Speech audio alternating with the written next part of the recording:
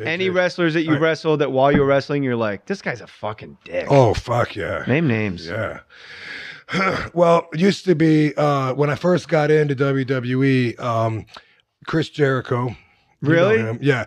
We used to be friends. We used to hang out, go to the movies, whatever. Now we're in different positions in our career where he's promised the world by WWE and feeling like he hasn't been delivered upon. And I come in and he feels like I'm taking his place because now all of a sudden I'm beating The Rock, Steve Austin. They're giving me a mega push. And according to Paul Heyman, who doesn't mind lying. He doesn't mind telling you something that's completely bullshit. But he was telling me about these conversations Chris would have, about shouldn't that be my spot? Shouldn't I be having that match? And anyway, they had us wrestle a lot.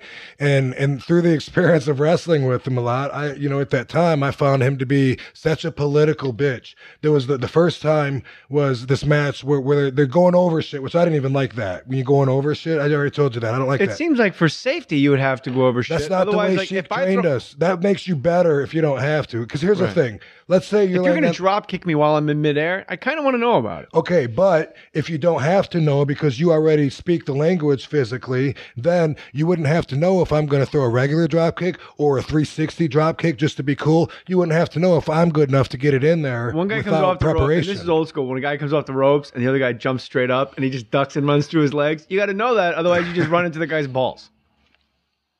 You got to go over some stuff. So with Chris Jericho, I found myself getting in arguments every day where I was trying to make myself look good and he was trying to take from it. It was like one time in particular, the agents say, you guys are going to be in the corner with both of you guys are going to have your heads hanging over. Kane's coming in, bam, and slamming your heads with a chair, and you're both going to fall back. Jericho's going to be laying on me to get the pin. He wanted so bad to be on the offense. He was like, wouldn't it be good if I was going to suplex you? That way, when we fall back, like you can fall off me and I can hit the ropes and like roll on top of you. I'm like, what the fuck? I'm like, no, I mean, if you're gonna be on top of me, wouldn't I be suplexing you?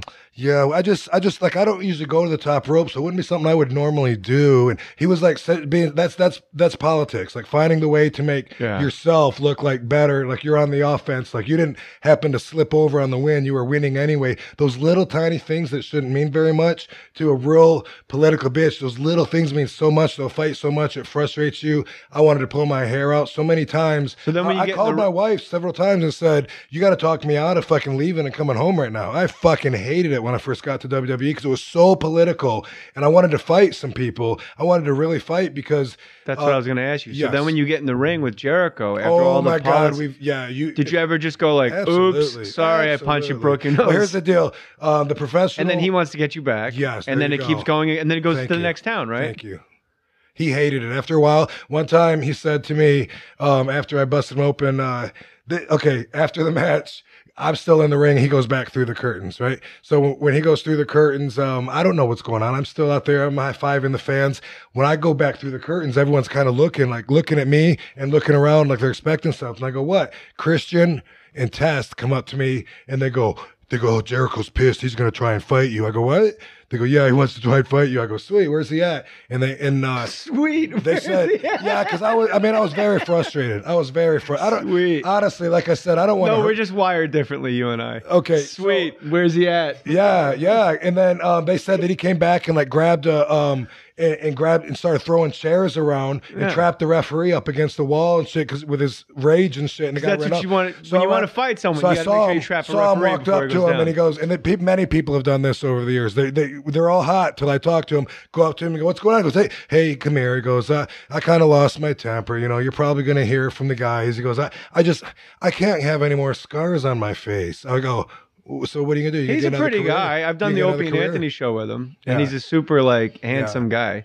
Well, I mean, if that's one of the things you want shoved down your throat, whatever you're talking about, I don't know. But anyway, no, I'm agreeing with. I could see like a guy. I love my scars, bro. I love my scars. I get offended when people go, "You don't look like you have many scars." I'm like, what? I was going to say. I start spreading my eyebrows apart, and feeling like you're not looking, but whatever, because they're war trophies. Is there a guy like during a match? And I don't hate Jericho anymore, by the way. But at that time when I was coming in, he was a political bitch.